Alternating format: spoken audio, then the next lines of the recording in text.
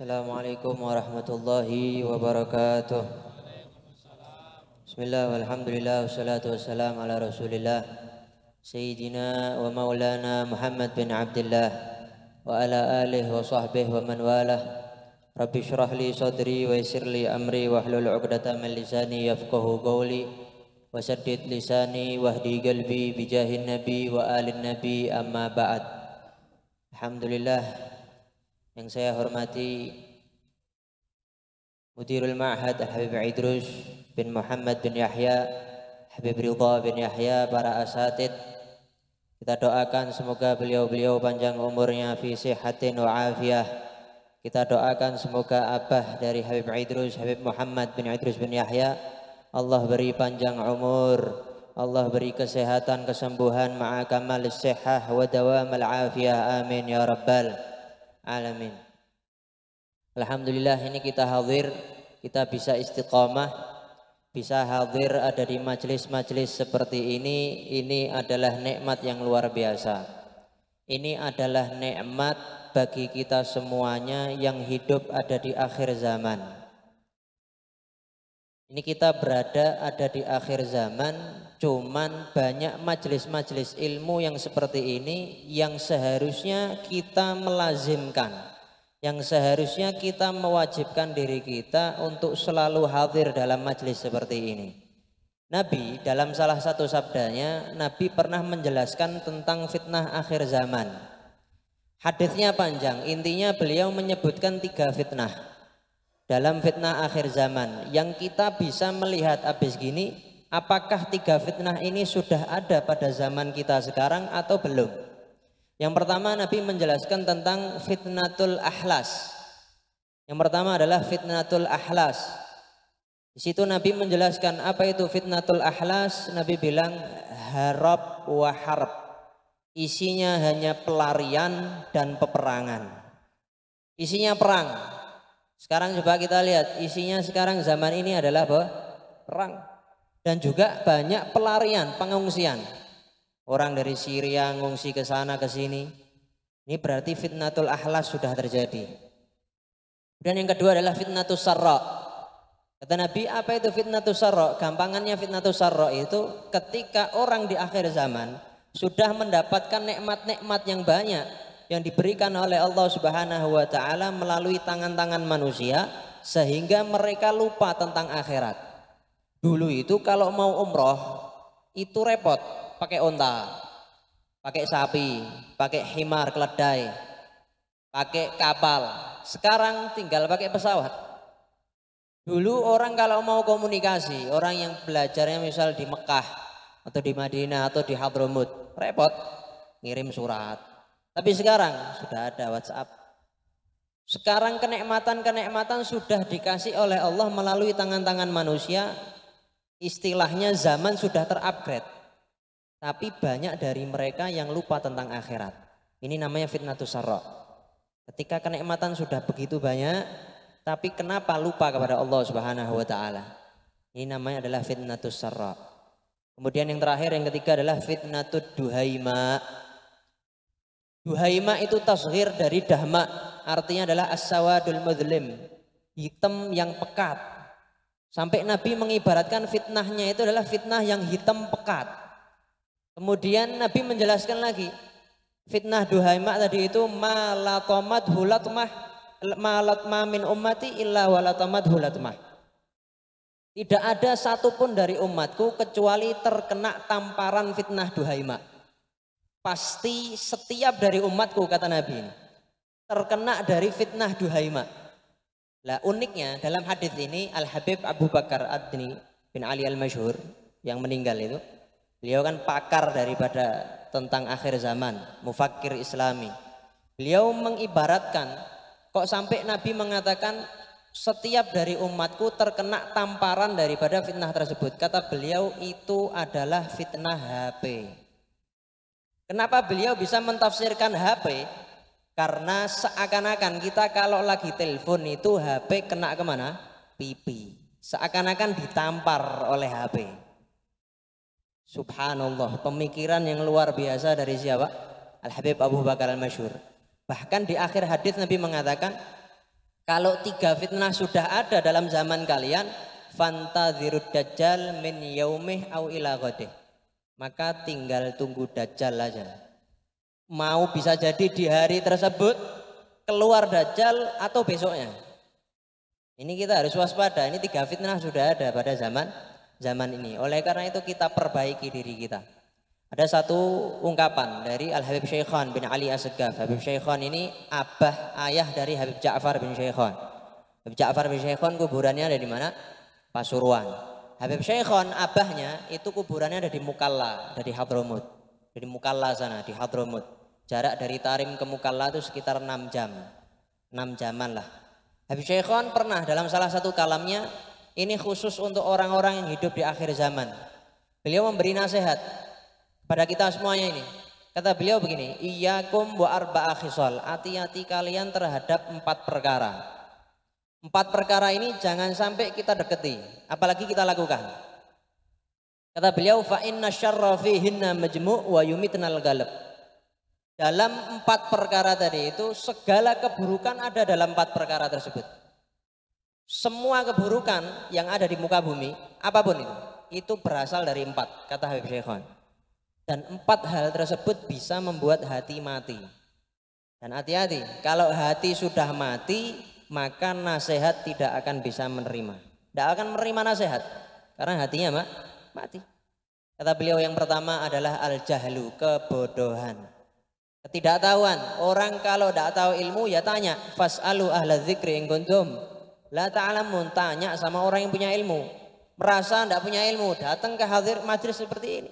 Hadir setiap malam Selasa, hadir ada di majelis seperti ini, cari ilmu, timba ilmu terus. Karena kebodohan itu bahaya, sampai dikatakan al jahlu narun lidinil mar'i yuhrikuh wal ilmu ma'un litilkan nari yudfiha. Kebodohan itu ibarat seperti api. Api yang akan membakar agama seseorang. Itu ibarat kebodohan.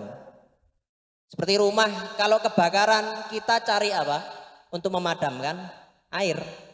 Lah air dari kebakaran kebodohan tadi itu yang akan merusak agama seseorang.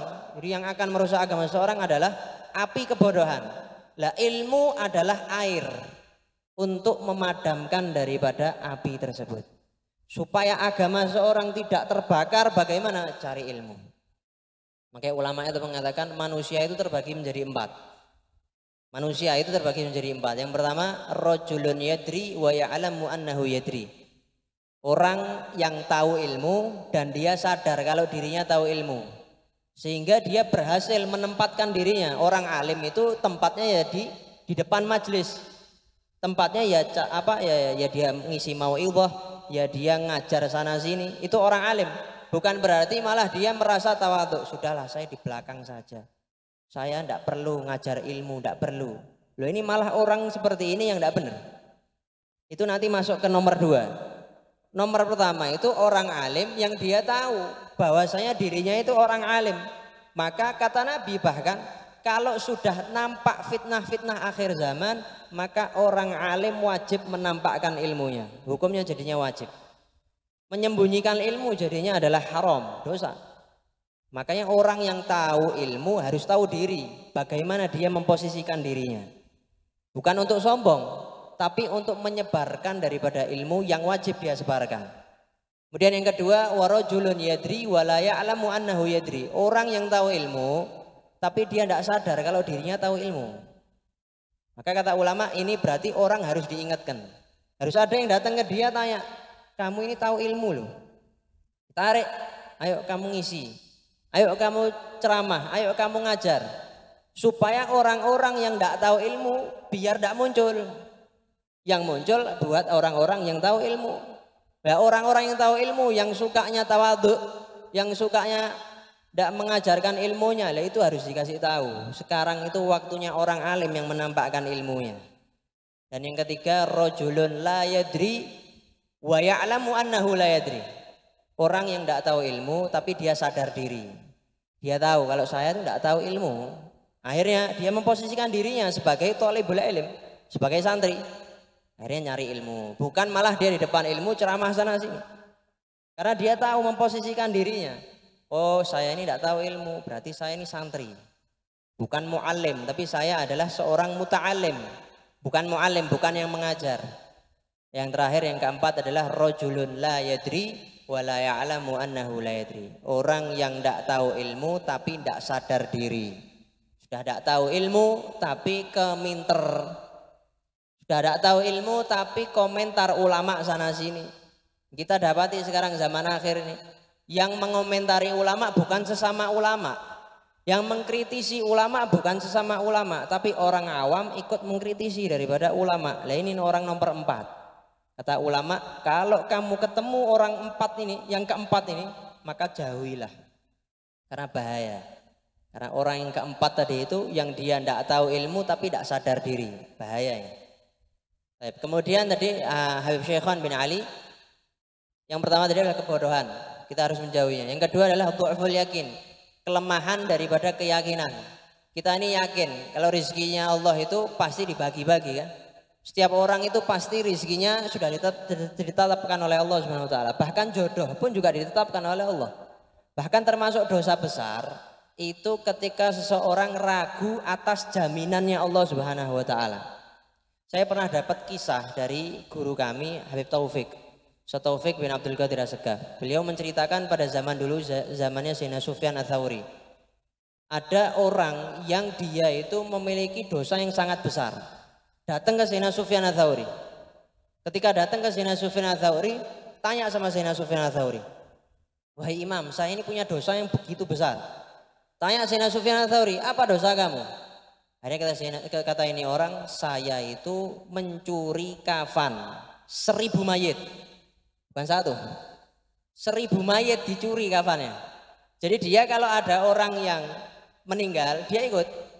Ya bukan niatnya bukan untuk ikut jenazah, ngincer kain kafan.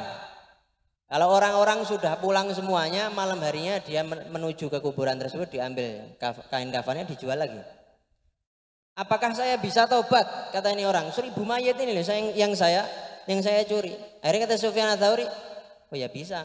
Seandainya kamu 2000 mayit sekalipun, 3000 mayit, yang penting kamu benar-benar taubatan nasuha, insya Allah diampuni sama Allah SWT. Akhirnya ini orang taubat. Tapi kemudian ada yang janggal dalam diri dia. Wahai imam, saya ada satu pertanyaan yang membuat saya bertanya-tanya. Apa itu? Dari 1000 mayit yang saya curi kain kafannya itu, yang menghadap kiblat cuma 2 orang. Dari berapa? 1000. Yang menghadap kiblat cuma 2 orang. Berarti 998 semuanya maling dari kiblat. Semuanya tidak menghadap kiblat. Padahal kan harusnya kalau dikuburkan harus menghadap kiblat. Lah 998 tuh waktu dikuburkan menghadap kiblat. Setelah selesai dikuburkan tiba-tiba balik sendiri. Tiba-tiba tidak menghadap kiblat, membelakangi kiblat. Lah saya mau tanya, ini sebabnya apa? Dari 1000 kok cuma 2 tok ini yang menghadap kiblat, yang lainnya membelakangi kiblat. Akhirnya Sayyidina Sufyan Ats-Tsauri menundukkan kepalanya, kemudian mengangkat kepalanya dan mengatakan, itu sebabnya karena ragu atas jaminan rizki Allah Subhanahu wa taala.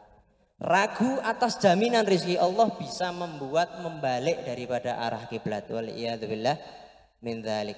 Dan ketiga adalah tulul amal, panjang angan-angan. Panjang angan-angan itu ulama mengatakan dawamul hiris ala dunya ma'al i'rad anil akhirah.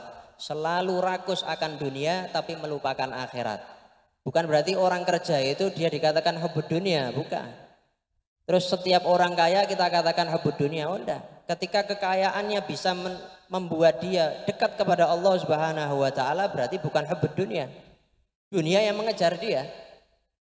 Tulul amal, panjang angan-angan itu ketika dia rakus akan dunia, mengejar dunia, tapi akhiratnya dia lupakan. Sholat 5 waktunya bolong-bolong, demi apa? Mengejar dunia. Nah, ini berarti orang yang panjang angan-angan. Pengennya masuk surga, tapi amalnya sedikit. Waliyadzubillah min dzalik. Kata Nabi, man tala amaluh sa'a amaluhu. Siapa orang yang panjang angan-angannya, maka akan buruk amalnya. Jadi jangan kita memperpanjang angan-angan. Dan yang terakhir, yang keempat adalah aklul haram, makan dari makanan yang haram. Waliyadzubillah min dzalik. Makan dari makanan yang haram itu berbahaya. Kata Nabi, man akalal haram asad jawarihu sya'am abah. siapa orang yang makan makanan haram, maka mau tidak mau anggota badannya akan berbuat maksiat. Mau tidak mau. Waman akalal halal ata'at jawarihu sya'am aba. Siapa yang makan makanan halal, maka dia akan taat, anggota badannya otomatis. Jadi kita kalau mau taat terus sama Allah, meninggalkan yang dilarang oleh Allah Subhanahu wa taala, maka perbaiki makanan kita. Makanan kita ini halalan thayyibah apa enggak? Jangan thayyiban saja, tapi cari yang halalan thayyibah. Jangan dilewati thayyibannya saja.